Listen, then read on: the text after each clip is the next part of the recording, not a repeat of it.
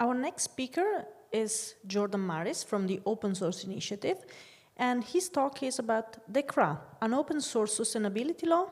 Welcome on stage. Thank you very much, and thanks to everyone for being here. I know that an nth talk about the Cyber Resilience Act is perhaps a bit tiring, and you're thinking, oh no, not again. But this one is really important, so thank you for taking the time to come. Just as a bit of information, my name's Jordan. I work for the Open Source Initiative. You can find me on Mastodon at jmaris@eupolicy.social, and you can email me at jordan@opensource.org. I'm a former lawmaker, so I worked in the European Parliament on the Cyber Resilience Act, and now I work for the Open Source Initiative as their EU policy analyst. I'm also participating in the work on standards around the Cyber Resilience Act at ETSI and Sensenelec, which are two European standardization organizations, and I'm participating in efforts to teach the community about the CRA, which are funded by the European Commission, and I thank them for that.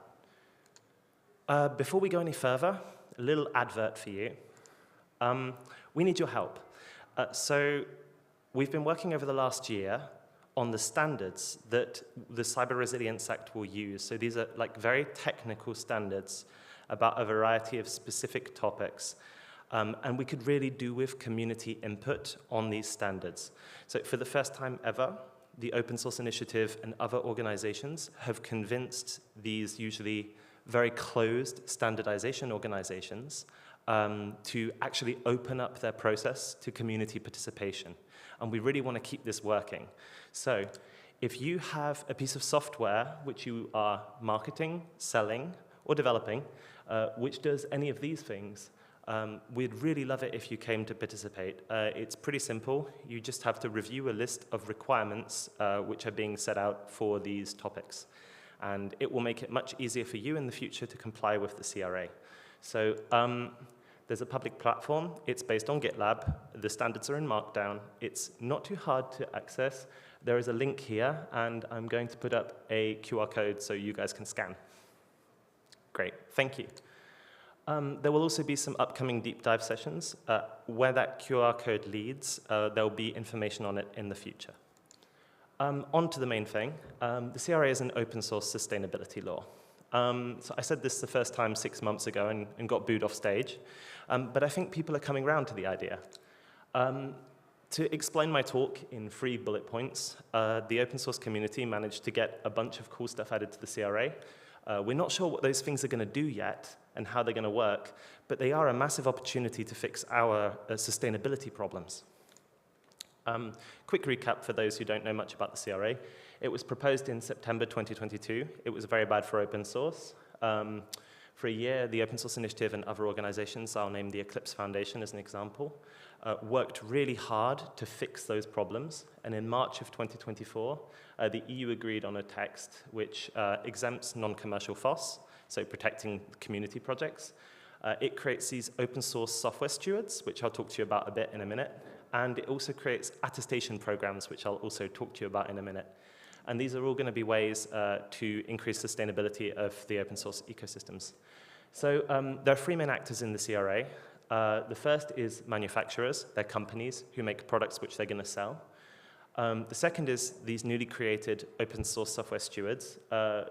What they do exactly is not yet certain, which is why we have an opportunity. And the third is the developers of non-commercial open source who are exempt from the law. What is a software steward? Well, great question. A software steward, according to the law, has to do 3 things. Support the development of a FOSS project. That could be through hosting the project, but it could also be through hiring developers or paying developers. They handle vulnerability reporting for the project. So, for example, commercial entities have a place to report vulnerabilities to reliably. And they also decide cybersecurity rules for the project. It could be code review, it could be credentials required to be able to make pull requests, it could be signing your pull requests, and so on and so forth. Commonly asked steward questions. I'm going to do this quickly. Will the law force me to be a steward? No, absolutely not. You decide. Do all open source projects need a steward? No. Can a manufacturer be a steward too? Absolutely. You can be the steward of a community edition and the manufacturer of an enterprise edition. What will happen if a steward misbehaves? I don't know. There is a really great resource for info about the CRA, cra.orgwg.org. It is essentially a big Q&A. I can really recommend you take a look if you have any questions about the CRA. Why be a software steward?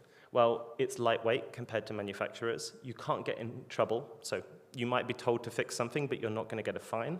And it could also help strengthen the adoption of your project because it gives manufacturers more certainty that there is like solid governance behind the project. Now, what are they going to look like in practice? Well, it could be something like what we already have, open source foundations. It could be a bunch of companies with a common problem, which they're trying to solve together. So, for example, it could be car companies working on a piece of software together that they need for their cars. It could be open source companies who build a piece of software and also have a community edition. And it could be just an individual who wants to create sort of a legal entity to host their project and doesn't want to get in a bunch of trouble. So the most basic example of a steward is this one. So in this case, the steward does not do very much. Basically, they just provide some compliance information to a regulator and to the manufacturers who use their code. And essentially, they set some cybersecurity rules for the project, and they deal with the vulnerability reporting.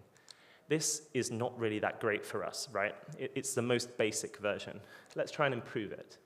Okay, now the manufacturers are providing financial support to the steward so that they can ensure the project is sustainable. That's good, but the steward is still not, actually paying for the development of the project. So maybe we can take it a step further. Okay, this is better. Now the steward is getting money from the manufacturers who are using the software, and they're able to use it to pay developers. So for me, this is the best outcome of what a software steward can look like for our community, right? It means essentially that the companies who are using open source are contributing back financially so that the projects are more sustainable. Now, why would manufacturers want to pay us? Well, the CRA actually makes them pay a lot more attention to the code that they're using. So it's essentially due diligence about their third-party components, including open source one.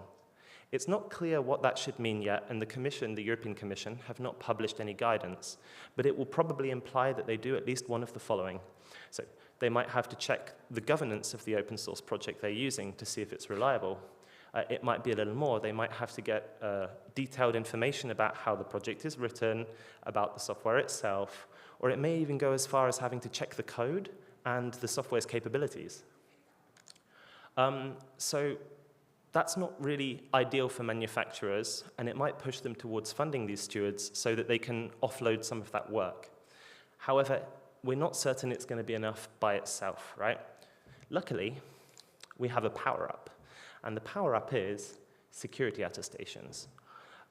Security attestations are something that we got added to the Cyber Resilience Act. So it's essentially programs which allow open source developers to prove that their software complies with the CRA, something that they don't usually have to do because they're exempted. Now, this is very, very beneficial for manufacturers who then use that code, because rather than having to read through the code base, check the management of the project, do all these complicated things, they simply have proof that the project already complies and can integrate it into their products without problem. These attestations are great, like as I said, for manufacturers for that reason. It could also be great for projects who want to improve their security, having a common set of things that they have to do, for example, to improve the security of their project. But most importantly, it could be a source of revenue for open source projects. There are some pitfalls, however. It's very possible that seeing the opportunity, some companies will create themselves and essentially will propose to do attestations of open source projects to which they're not related. They won't be able to do good attestations because they don't know the developers, and they will pocket all the money. We really don't want that, so we need to build a system which will work for us. The The second problem is, if the cost of attestations is too high, manufacturers will just write the code themselves, so they won't be willing to pay for it. And the third problem, of course, is free riding. So let's have a look at some of the potential structures of these attestations. So I retook a bit the model that we were using earlier, except now we have the general public involved. So one way it could work is manufacturers could pay a steward to maintain a project, and in return, the steward could release a attestation for that project for free to everybody. Now, that's one way of doing it. However, there is that risk that I mentioned about free riding. So let's see what we could change. Okay, right. Now we have a similar system, and the development of the software is also being funded by this. Okay, let's add a bit of a change to deal with the free riding problem. Now manufacturers are supporting the development of the project through funding to the open source software steward. And if the open source software steward gets a minimum amount of money, then they'll release the attestations to the whole public. And if not, they can't. Final variant, and I think this is what I would like to see the most, but again, these are just very early ideas, and this is why I want you guys to get involved. In this variant, so we'll have an agency, a non-profit, who's responsible for distributing the funding. Manufacturers will give a list of their dependencies, their open source dependencies, and this non-profit will say, this is how much you should be supporting the projects that you're using. And essentially, the projects and the open source software stewards will publish attestations, but those attestations will only be valid in the law if the company in question, if the manufacturer in question has supported the projects. Now, these are, as I said, still very early days, and we don't know what this is going to look like in practice. They all offer different ways of funding open source and solving our sustainability issues. But we have to find a model that really works for all of our ecosystems. And open source is extremely diverse. Free software is extremely diverse. So finding a solution that works for different types of project is really important. None of them are perfect, but to be honest, the CRA is going to happen with or without us. And we can let this opportunity slide, or we can seize it and potentially address one of, I think, the biggest problems for our communities, which is sustainability. So this is a call to action.